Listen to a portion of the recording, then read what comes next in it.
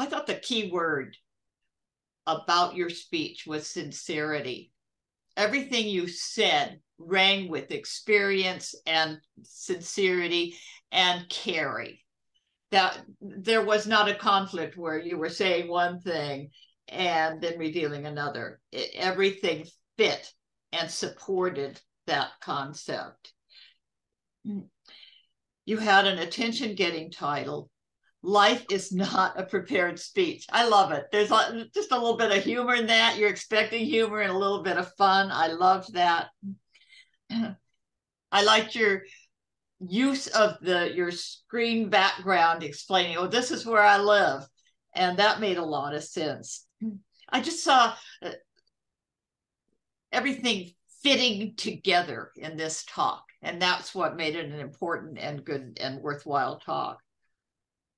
You gave a good description of audience issues.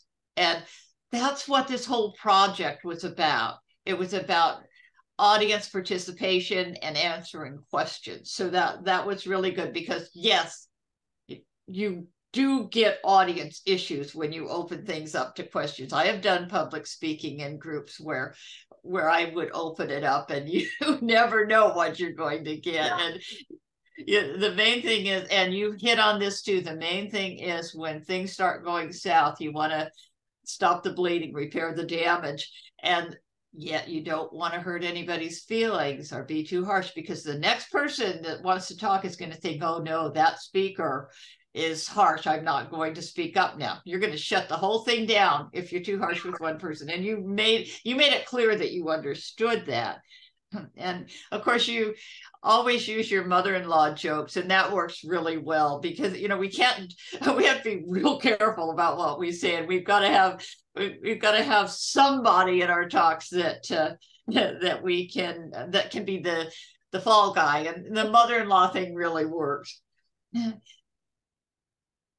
I did mention earlier that the one thing you did that I felt did not support good management of your audience and your taking the questions was when you asked 3 questions that would require 3 different types of answers, and you ask them right in a row so nobody could really answer any. One of them, what it was done is like, well, which one does she want me to answer? So that could have been improved, but that was understandable. That was early on in your talk, and your questions got better as you went along. And I will say this, I had my little hand up long before you noticed that from the little cartoon hand, I finally had to put my real hand up for you to call on me. So watch for your hands, the little cartoon hands coming up, Vivien.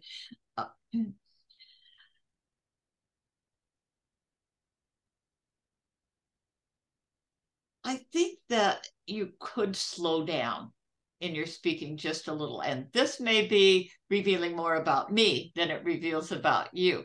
But if I am having trouble hearing it, I may not be the only one. So consider that. I might be too, but at least give it some thought to slow down just a little bit, because you're very articulate.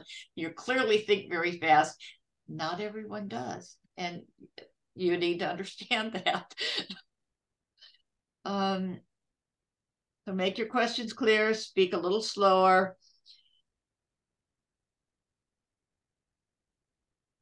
That's about the only thing I can suggest that would be of any help to you at all. But you used your experience, your anecdotes well, and you waited until you were quite a long way into your speech to give some of your credentials. Is, oh, she works with the mentally ill. Oh, she, and then at that point, there was a little change. And I thought you were very smart to wait until you're way into your speech to give that. Otherwise, it might have shut it down. People could have been intimidated, but the way you handled it was perfect. You had a great conclusion, Vivien.